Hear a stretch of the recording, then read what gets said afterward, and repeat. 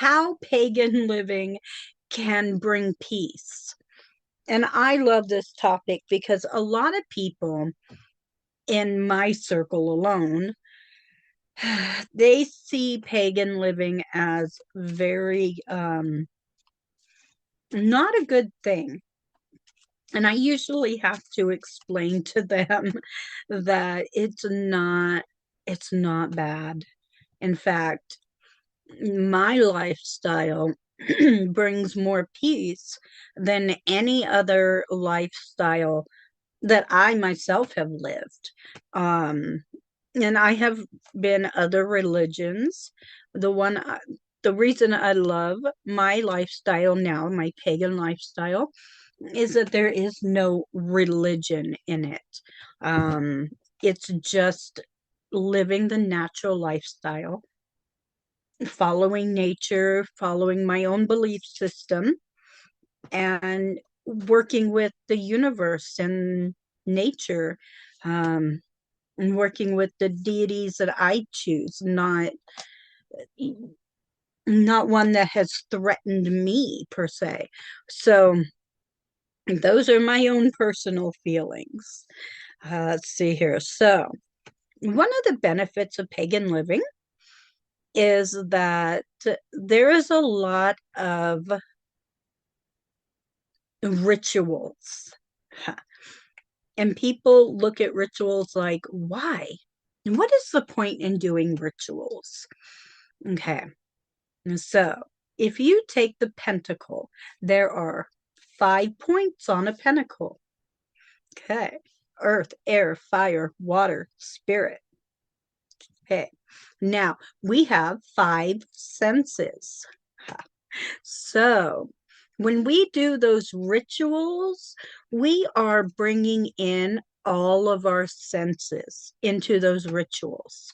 So we are bringing in ourselves, our whole being into what we are doing with nature, with the universe. Um, and it just gives that whole sense of, ooh, I'm already getting goosebumps.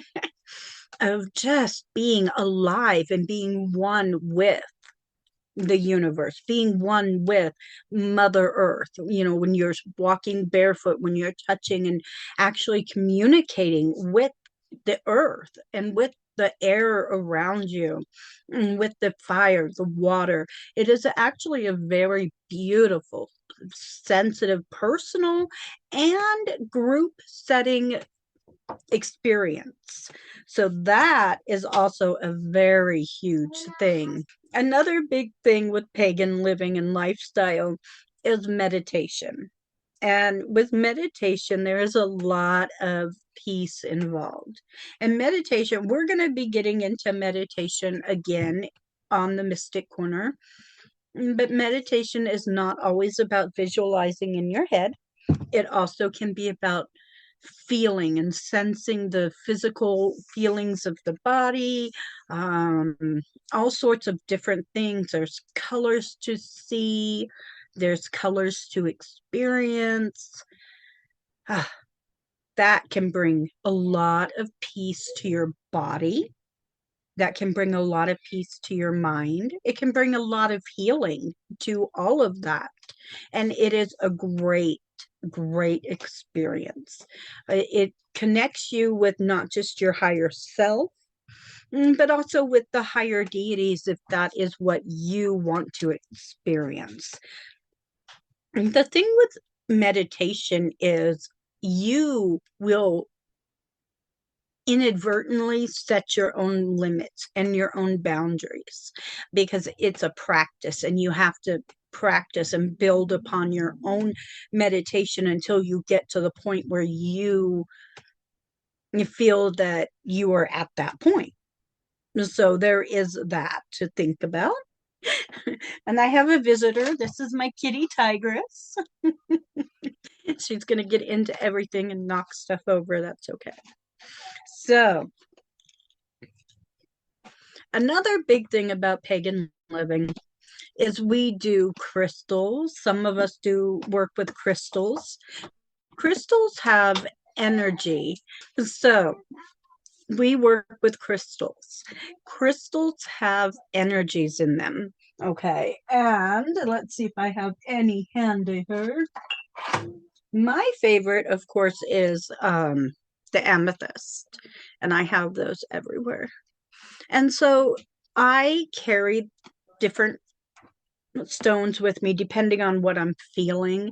And so they can help with their energies. They can help with calming. They can help with giving you protection from different energies around you. They can bring peace when need to. And that is why I will carry with me my amethyst or my tiger's eye or even my rose quartz because those are very calming for me. And I'll just sit there and hold on to it and rub it. So that's always a really good aspect to it. So there's crystals for you. Another thing you can do for calming, for peace from pagan living is I use herbs. I will take some rosemary.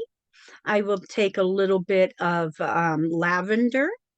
I usually add a pinch of cinnamon because I like the smell. And cinnamon is an herb that will boost any spell or any type of magical intent that you're using. And then there's a few others that you can throw in there. You can throw in St. John's wort. Sometimes I'll throw in nettle because the nettle seeds just have that woodsy smell to it, right? And it just gives that aroma of almost like a camping trip, right? And when you are feeling out of sorts and you just need that, oh, I got to get away from everybody, go into a little room and be by yourself 5-10 minutes, put it all in a little container, something you can burn in safely. I have my little cauldron, and you put it all together and you put in some little stuff in there and you just burn it and just let it, let the smell invade you, and then you will feel that peacefulness start to surrender your mind. And that is part of pagan living. It's all about the peace that we need to get through each day. So, more about pagan living. Okay. So these are just a few of the different things about the pagan lifestyle that bring peace. And these are my takes on it. So when we come back to the talking about the rituals, when I put all of my senses into doing a ritual, it it brings about not just peace for me. So let's go a little bit further with this. It brings about a joy and a peace that covers my whole entire household. So for about a week or so after a ritual that we'll do here, the whole house is calm and it is amazing. And I haven't done a ritual in a while. Shame on me. Um, but they will, because your energy changes. Anybody in the circle that's doing the ritual with you, their energy changes. And then you come into your home and you bring that with you, and everybody in there is going to feel all that. And then their energy will start to calm down as well. And so that is how you bring peace into it. Burning incense. It's not just for the smell. Yes, it smells good, but when you smell, it can take you back to memories that you don't even know you have. Smells can bring comfort that you didn't know you even needed, right? So incense can do that, which a lot of people didn't even realize. Look at the I'm gonna date myself. Look at the old ladies who have potpourri in their drawers. Yes, it smells good. But there's more to that. You know, that was handed down by our mothers and our grandmothers. It's a tradition. It's, I know I have one, and it doesn't even smell anymore. So why do I even have it? Because it's a memory, and it brings peace to my heart to know that my grandma did that, you know, and it gives me that closeness to her. So little things that bring you peace that you wouldn't have ever have thought, oh, that came from paganism. Yeah, it did. It sure did. So those are things to consider. Tarot readings. A lot of people say, I am so drained. Oh, that wore me out. But maybe I'm different. I don't know.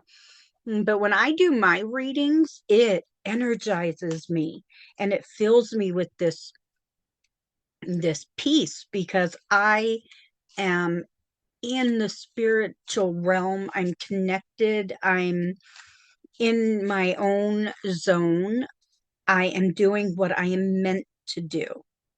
And so, therefore, I am at peace while I'm doing my tarot reading because that's what I'm meant to do. And it's right and it feels right. And it's a connection and I'm sharing energy. So, therefore, again, that brings more peace. So, there's more to consider with pagan lifestyle and how it can bring you peace than just, oh, it's just a pagan living, because it's not. There are, okay, pagan recipes. A lot of people who made these recipes, they did trial and error. And so when I look at someone's recipe and I'm like, oh, I really want to make it my own, I will make their recipe first and enjoy their recipe. And I don't know them, but I will light a candle and, I'll take my candle, I'll inscribe their name on it, and it's a white candle. And I will, and take whether it's a cake or a brew or whatever, and I will burn that candle while I'm taking in theirs. And then when I'm ready to twist that recipe to my own, I can thank them for theirs and then make my own. And that gives me my own piece that I have enjoyed something that somebody else made and let me know about and blessed me with, and now I can make mine. And so that is a beautiful gratitude and peace go hand in hand. That is a beautiful way to bring gratitude and peace together. Something to think about. All right. Cedar, yes. Cedar is an excellent herb. I love cedar. It does. I have so many herbs. It's insane. I have pill bottles full of herbs because I ran out of my containers. And then the other thing with paganism is the moon phases. I totally knew nothing about the moon phases other than there was a full moon, there was a new moon, and there were moons that were half full, and that's it. Okay. So then I got into paganism, and now I know that the full moon is, oh, there's so much you can do under a full moon. And it's all about the psyche and passion and bringing into yourself and giving to yourself. Whereas the new moon is all different. It's all new. So you want to start new things, right? You want to let go of the old and do the new. And then you've got the crescent moon and the waxing moon, which is where one is coming into the full moon and one is going into the new moon. Those are things that I never learned. Never took the time to learn, but now I have. And I can look up at the moon and I know that stuff now. And that is an amazing thing to know. And it makes you feel smart. That's the word I'm looking for. Yeah. So there is that for you as well.